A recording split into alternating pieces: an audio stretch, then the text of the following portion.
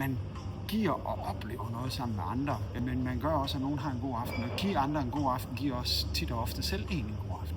Jeg hedder Morten, og jeg er med i koncertklubben her på Remisen i Brande. Man ved bare, at man har bare lavet en opgave, der gør, at folk de går glade herfra. Det der med glade gæster er bare smitsomt. Man kan blive sat i gang med forskellige opgaver. Det kan være at hjælpe bandet med at få slippet noget gear ind. Det kan være, at man skal op og stå i baren, møde nogle mennesker, være social, hjælpe, være omstillingsparat og møde og smile og være glad.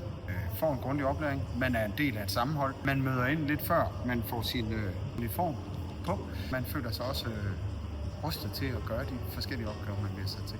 Og hjælpe med at få noget afviklet, få noget til at fungere, være en del af et harmonisk team.